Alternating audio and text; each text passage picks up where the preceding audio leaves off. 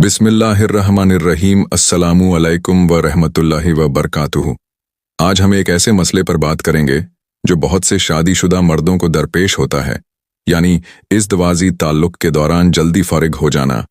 सबसे पहले यह जान लीजिए कि कुरान मजीद और सहीह अहादीस में कहीं भी यह नहीं बताया गया कि कोई दुआ, वजीफ़ा या ख़ास अमल इंसान को 2 घंटे तक जिमा की ताकत दे देता है।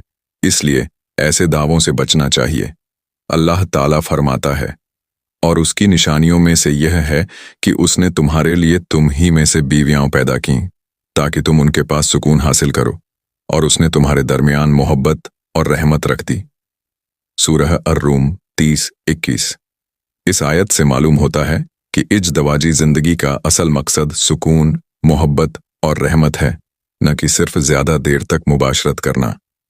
इसी तरह अल्लाह ताला फरमाता है, तुम्हारी बीवियां तुम्हारे लिए लिबास हैं और तुम उनके लिए लिबास हो। सूरह अल बकरह 2 या 188। इस आयत में मियाँ बीवी के दरमियान का कुर्बत, हिफाजत और मोहब्बत को बयान किया गया है। रसूलुल्लाह ने फरमाया, तुम में सबसे बेहतर वह है जो अपने घर वालों के लिए सबसे बेहतर हो, और मैं अपने घर वालों के लिए तुम सबसे बेहतर हूँ। जामे तिर्मिजी हदीस 30,695 सही। इस हदीस से मालूम होता है कि शौहर को अपनी बीवी के जज्बात और हुकूक का ख्याल रखना चाहिए।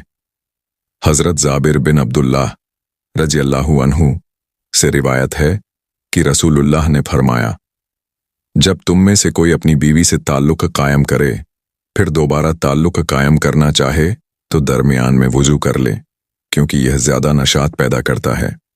सही मुस्लिम हदीस 308। इस हदीस से मालूम होता है कि इस्लाम सफाई, ताजगी और जिस्मानी नशात की तालीम देता है, लेकिन इसमें भी किसी खास वक़्त की कोई ज़मानत नहीं दी गई। अगर किसी शख्स को मुसलसल जल्दी इंजाल की शिकायत हो तो यह एक तिब्बी मसला भी हो सकता है। ऐसी सूरत में किसी मुस्तनद डॉक्टर या यूरोलॉजिस्ट से रुजू करना मुनासिब है, क्योंकि इस्लाम इलाज करवाने की भी तरगीब देता है। नाज़रीन, दीन-ए-इस्लाम हमें सच बोलने की तालीम देता है, इसलिए कुरान और हदीस की तरफ ऐसी बात मंसूब न करें जो साबित न हो। अल्लाह ताला हम सबको सेहत, आफियत और खुशगवार इज़्दवाजी जिंदगी अता फरमाए। आमीन।